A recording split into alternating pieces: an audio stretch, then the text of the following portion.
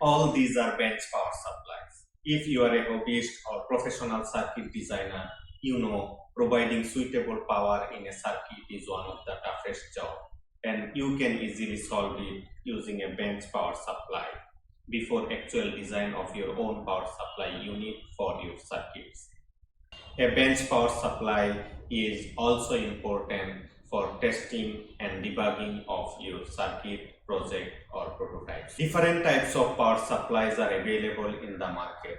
There are four power supplies here. This power supply has only one output and it can provide only positive voltage. These power supplies have three outputs and this can provide both positive and negative voltage. These two power supplies can provide both positive and negative voltage. This is a Multicomp Pro 3-channel bipolar switch mode power supplies. Among all these power supplies, this is my favorite because this is very compact and I can easily carry it in my backpack.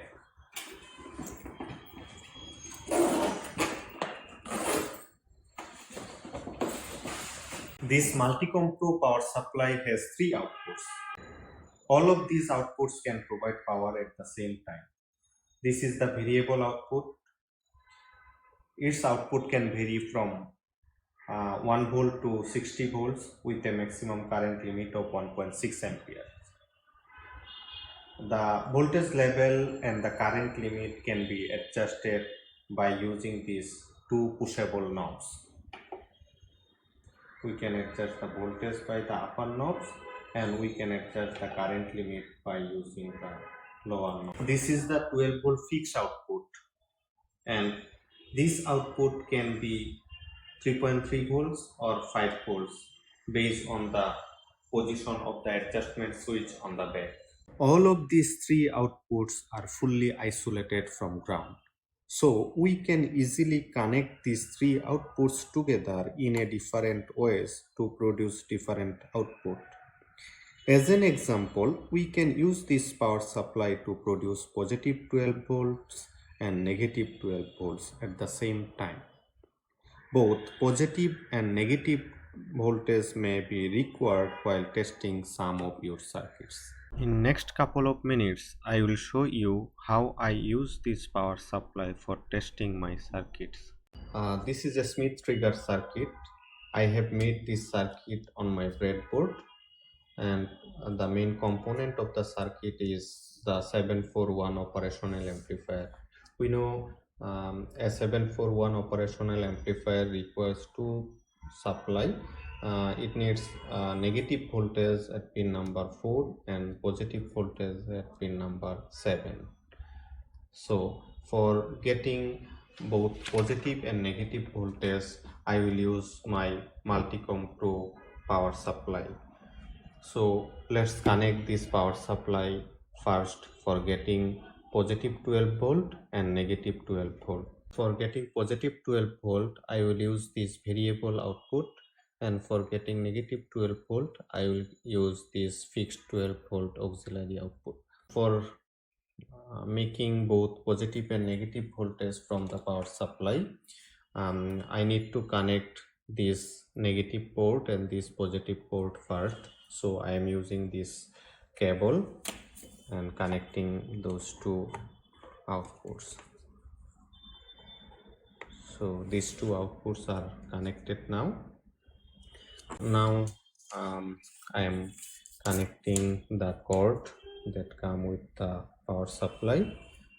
So I need to connect positive, and this will be the positive 12 volt. 2 will be the common for both positive and negative voltage. So I am connecting one additional cord for the negative output. Okay, so I made the connection. Now let's adjust the variable output for 12 volt. So now it's adjusted for 12 volt. and let's set the current limit at 300 milliamps. Okay, let's turn on the output. So output is now on. Now I can check that I am getting positive and negative voltage. So I'm using here my Multicomp multimeter for checking the output. This is my positive output, came from the positive terminal of the power supply. Let's turn on my Multicomp to multimeter. So it's now turned on and set for DC 12 volt. So this is the output lead of my multimeter. So let's connect the positive to the positive lead and negative to the negative lead. So I'm getting uh, 12 volts, positive 12 volts. Now let's check the negative 12 volts. So no, negative is already common. I just need to replace this terminal. So I am now connecting the negative output to the Multicomp multimeter. So here I am getting the negative 12 volt. So it's already checked that I am already getting positive 12 volt from the variable output and negative 12 volt for the fixed auxiliary 12 volt output. So now I will provide this power to my breadboard circuit. This is my breadboard circuit. Red wire came from pin number 4 of the IC. So I should connect negative 12 volt here. So this is the negative 12 volt output. So I am using some additional jumper wire for connecting the output. So this is the negative 12 volt output. So I'm connected it here. This is actually ground or common. So I am connecting the power supply common pin here. This is my positive supply of the operational amplifier. So I am connected the positive output from the multimeter, from the power supply. So I think all the power is connected. Again I can check it using my Multicomp multimeter. This is my common ground. So this is negative output, so I am getting negative 12 volt. This is positive supply, so I am getting positive 12 volt here. So the power supply is okay. Now I am giving input to the pin number 2 of the Schmitt trigger circuit. So for providing the AC input, I am using this function generator.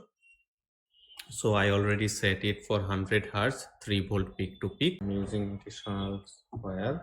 So this is the output from the function generator and this is the common ground. So let's connect it to, now let's turn on the output of the function generator. So function generator is now providing AC signal to my circuit, and I am using this regal for testing my output. This is the input, so I am now placing the lead to the input of the circuit. So let's trigger the oscilloscope. So I am getting a nice 100 Hz sine wave here. So it's input side. So let's check the output. So for the output I need to place the lead to pin number 6. So this is my output, this is my input. Here I am providing sine wave and this is the output. So the circuit is working perfectly and this power supply is providing here both positive and negative voltage at the same time. In some situation, for testing a complex circuit, we need separate voltage source. So in that case, this Multicomp power supply can help us because it is providing 3 outputs at the same time. So this is a motor driver IC I made for testing a DC gear motor. So using this circuit, I can change the direction and as well as the speed. I use a very common motor driver IC L293D here for making my circuit. This IC requires 3 separate voltage. It needs a logic voltage. It can be around 5 volt for controlling the internal circuits of the IC. It needs a separate voltage for the motors. It can be 12 volt, 24 or maximum 36 volt, and this IC needs another variable voltage for controlling the speed of the motor. So actually I needs here 3 voltage. So I am leveraging these 3 outputs from my Multicomp power supply. So I will use this variable output for controlling the speed of the motor. I will use this 5 volt auxiliary 1 output. I set it for 5 volt, so LED is glowing, you see, it means it will provide 5 volt output. So I am using this 5 volt output for running the IC itself, and I will use this 12 volt output for providing the power to the motor. For getting the 3 outputs from the power supply, we need 3 separate cords. But unfortunately this power supply came with only 1 pair of cord. Of course you can buy another pair from the element14.com. So I manage 3 pairs of cords from another power supply. So now I am connecting this power to my circuit. So currently the output is off. It is always a good idea to put the power supply output off for any. So this is actually my variable output. So I am providing this variable output to the circuit. This variable output is for controlling the speed, and I am using additional pair for providing 12 volt output to my circuit. So I am connecting this to the pin number 8 of the IC. So again another ground, and I am using this 5 volt output for running the IC. So this 5 volt should be connected to the pin number 16 of the IC. So I am connecting this to pin number 16. Again another ground is connected. So all 3 outputs are now connected to my circuit. At this time I am going to turn on the output of the power supply. So let's press these output buttons. So output is now on. So I'm getting the power to this circuit. So you see this circuit has 2 buttons here. These 2 buttons actually I'm using for controlling the direction of the motor. So when I press one button, it will turn in one direction, and if I press another button, so it will rotate the motor in another direction. I can adjust the speed by changing this variable output of the power supply. So let's change the output. So I am going to change the output while pressing this button. So I am changing the voltage. So let's decrease. So speed is decreased now. So let's change. So it's off now, and I going to increase the voltage. So speed is also increasing. So again speed is more increasing. So again decreasing the voltage, speed will be decreases. So this output is providing the maximum voltage 60 volt. This 12, this is providing 5 volt. We can add these 3 outputs for getting maximum 60 plus 12 plus 5, I mean 77 volt. So we can generate maximum 77 volt from this power supply. So let's see how. So for getting maximum voltage, I am connecting these 3 outputs in series. So what I am doing, I am adding the positive output to the negative of this, and again I am adding these outputs to this. So these 3 outputs are now connected in series. My multimeter is now on, so voltage is set for 200 volt. Now I am putting the lead of the multimeters to the power supply output, and only getting 17 volt because the variable output is not on. So let's turn on the variable output. So now the variable output is on, and I am getting, let's set the variable voltage for maximum 60.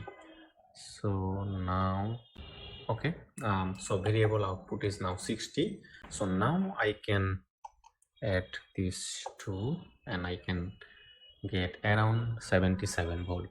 At this moment I am not sure what I will do using this high voltage, but it is good to have the option. Thank you for watching the video, and special thanks to Element 14 and Multicomp for sending such a nice power supply.